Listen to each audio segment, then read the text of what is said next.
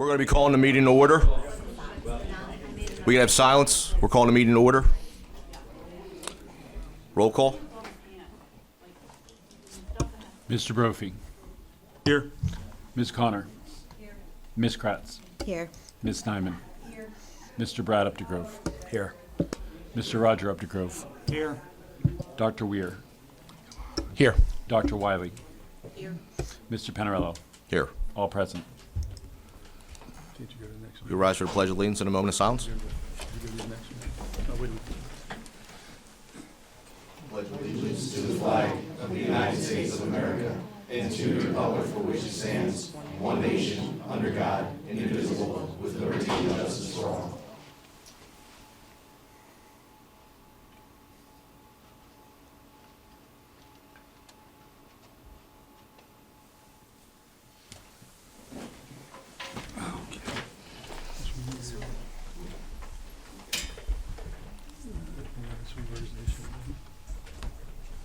There's no previous executive session to discuss.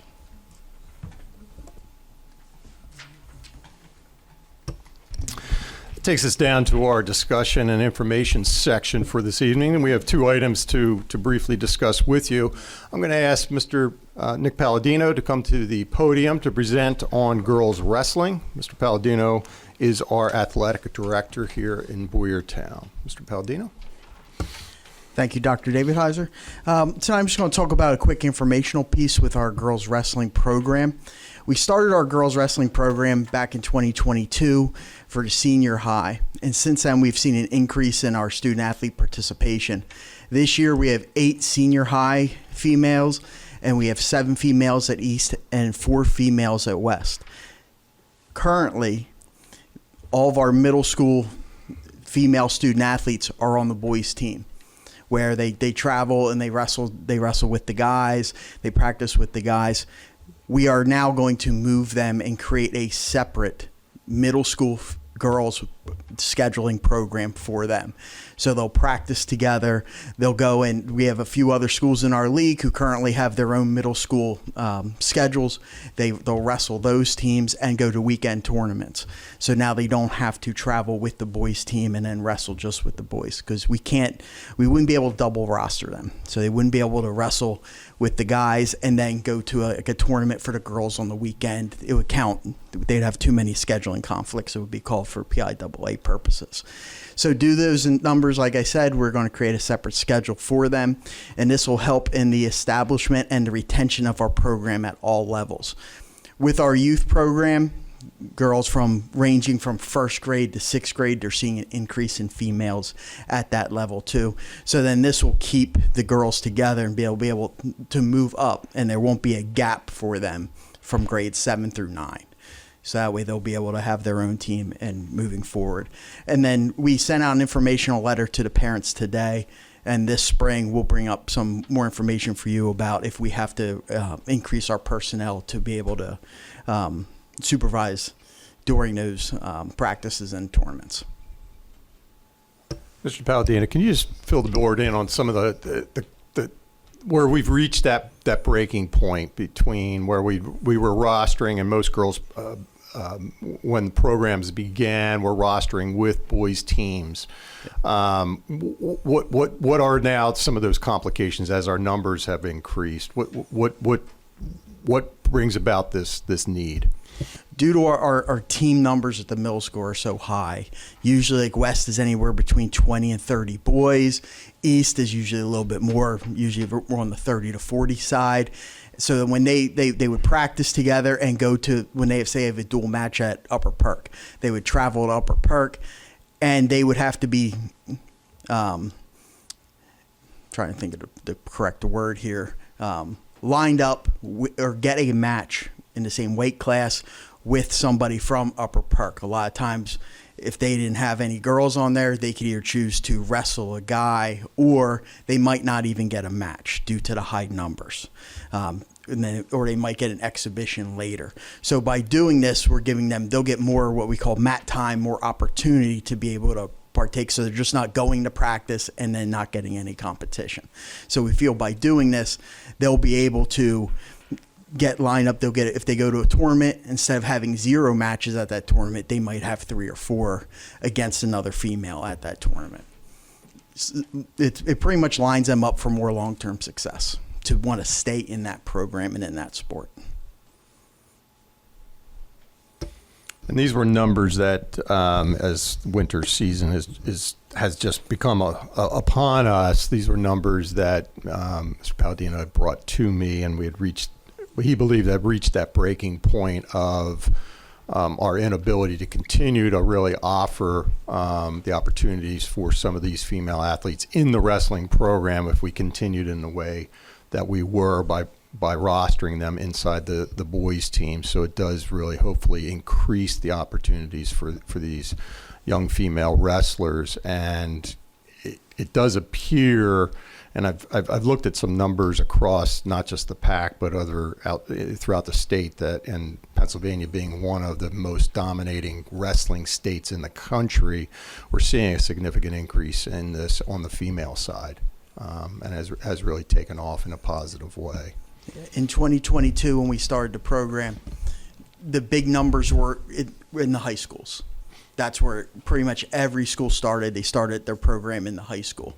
Now, when that started, the youth kids who were in 3rd, 4th grade then are now in 7th, 8th grade now. And that shift is just starting to come up, and we're seeing a major expansion in that sport right now.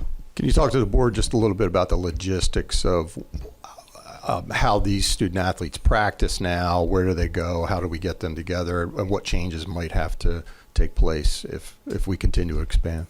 So right now, east and west, they get on a shuttle bus after school and they come up to the high school, and we run it's called a separate practice from our high school program in the wrestling room with our varsity girls coaches. So they're having the same coaches that our varsity girls have. Then when we have matches, middle school duels, they can go, coaches will then go with them to those duels, come back and have our practice at night for our senior high. So pretty much they're just coming up, staying there. They get in the room with our high school girls also, so they can see what the practice really entails. You got to remember, some of our girls that we have, they've never wrestled before. So throwing them into a wrestling room with our guys who may have been wrestling for 6-7 years, that can be pretty intimidating. So this brings them in. They're all on the same level, showing them, hey, this is where you can be in a year. This is somebody who only has a year or 2 experience, and they see that, and it just creates more culture. And then they go grab a friend, and then next thing you know, our numbers are doubling. Like last year, we had a senior high. We only had 2 girls. And it was between 2 and 3 probably for the first 2 or 3 years. And luckily we're seeing those numbers just continually increase and increase. We're expecting these to probably go up by about 3 or 4 at each level next year again. So we're going to probably look at a total double of our program. That's what our prelim numbers are telling us right now. Well, thank you, Mr. Padilla. We just wanted to bring this to the board's attention since a letter was going out to the families and just indicating a little bit of change of how we're going to operate this year and what we expect beyond. We'll invite Mr. Palladino back sometime later in the spring after the winter season's over, see how things transpired, and inform the board of if there's any needs as we've now adjusted our program slightly in creating more of a girls program inside our system here at the middle schools. Any questions that the board may have? I do. How's that going to work with transportation? Do you have a plan for that? Yeah, right now, depending on where we go, we take vans usually. So we're going to say we have a middle school duel. We can take 2 vans, 2 coaches who are able to drive those vans. They'll go right there. It helps just great because 10 kids on a bus, there's really no need for it. So we're able to have the vans and we can travel that way. Thank you. I have a question or clarifying question about the coach. There you go. Question about the coaching for the girls.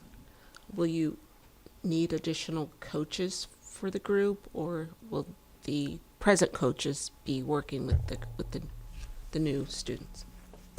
With the numbers we have right now, our present coaches are going to continue working with them. We almost started this model a little bit last year. We had a few of our middle school girls who did not want to wrestle with the guys. They simply came up, they practiced, and they just didn't go to any weekend tournaments or any dual matches or anything like that. So our coaches have a good system right now for these numbers. If they continue to increase, then we're going to have to come up with a different model for it.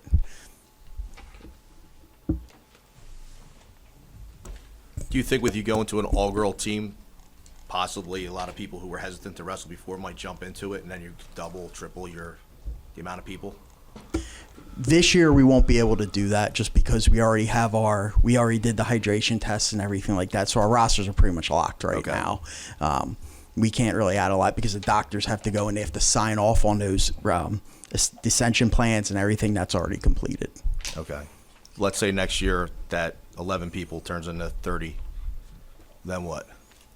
That's what we're going to hope to be able to judge come this spring and plan ahead for it. Okay. Is it same as boys? Do freshmen, are they able to wrestle down at middle school like some boys? There's really no, by rule, yes, because ninth grade is considered junior high for PIAA. Most teams don't have high school and middle school teams right now. We'd be one of 4 in the pack that have that. So we're really on that ground level because our numbers are starting to really go up that way. Okay. But they would be able to by PIAA rule. All right. Cool. Anybody else have any questions? No. Thanks, Nick. Thank you, Mr. Palladino. Our second item this evening, and we're going to have Mr. Lentz introduce this to you, is our investigation of our vehicles and our procurement and plan for aged vehicles and a cycle plan for this. So this advertisement really starts to that process of advertising on a continuum basis annually as we budget for this, and part of this is advertising that we're going to go out for an RFP. So, Mr. Lentz, can you explain a little bit more in detail? Thank you. Sure. So one of the initiatives that I'm trying to get from a budget planning purpose is that we have what are called replacement schedules, so that we don't land that all of a sudden there's a number or a large quantity that would adversely impact our budget for replacement. That said, worked and put together a complete inventory of all the vehicles, both from maintenance to vans that are used at BASH across the district. In compiling that, also looked at condition and maintenance. So the first vehicle for replacement right now is a 1999 plow that has been deemed not repairable and has been out of service. So that would be one vehicle that would be bid as a starting point, for the maintenance department. The other 2 vehicles would be vans that are utilized for high school student transportation. They would be bid and serve as replacements to the existing vans. One of the existing van is a 2008 van that should really come out of service. We can either make a decision to then sell that at a public auction for surplus. With the second vehicle, it's a 2014. It does have some issues with wear, but there is also a courier van that is out of service at this point and not worth repairing. I believe the courier van dates to 98. So the plan would be that second van, that's a little newer, would then get cycled down to our courier to use. And then we'll get, as Dr. David Heiser said, on a replacement cycle of building into our budget to replace these vehicles. And there's a number of them throughout the district. There's actually a total of 34 different vehicles and trailers throughout the district. So we'll work to begin to replace that. In most cases, the newest vehicles that we have are 2019.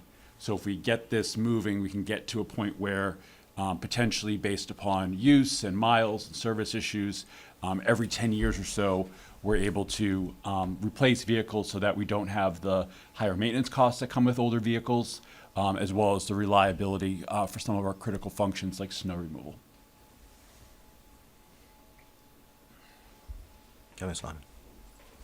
Would it benefit us to look into leases rather than outright buying? So you can look at a lease, then you're going to always have those costs. So if we started to lease them, we're going to always have that built into the budget with no flexibilities. In all reality, if you're on a replacement cycle, and it was a tough budget year. I think back to the early part of my career when the state significantly cut funding to schools and you had to make decisions and delay purchases. You do lose that flexibility if you went into a leasing arrangement for all the vehicles, because you would still have those payments that would associate to the budget costs.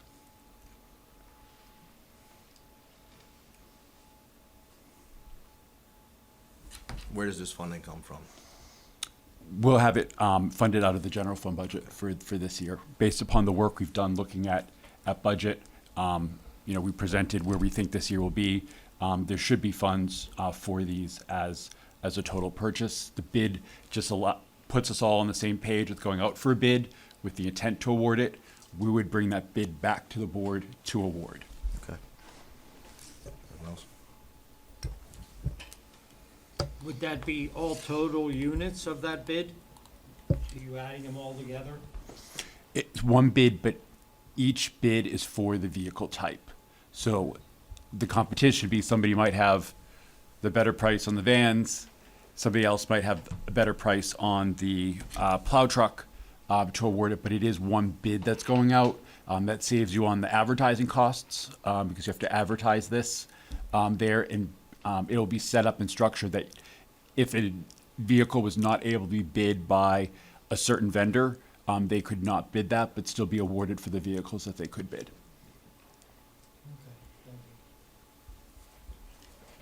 So just to be clear for this evening, we are, and you can see later in the agenda, that we are asking the board for your approval this evening to simply go out for that advertisement of the bids.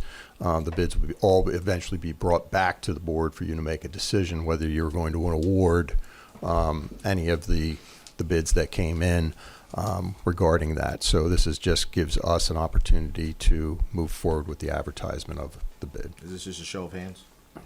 No, this will come in a formal action a little later in the agenda.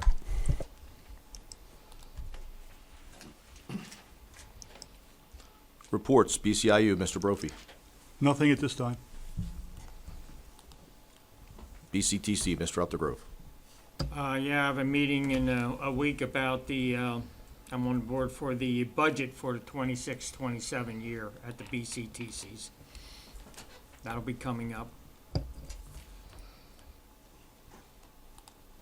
There's no one signed up for public comment period number 1, so we'll be looking for the approval of the November 25th, 2025 legislative meeting minutes as presented. I'll motion. I'll second. Mr. Brophy, Yes. Ms. Connor, Yes. Ms. Kratz, Yes. Ms. Steinman, No. Mr. Brad Updegrove, Yes. Mr. Roger Updegrove, Yes. Dr. Weir, Yes. Dr. Wiley, Yes. Mr. Panarello. Yes. Ayes have it.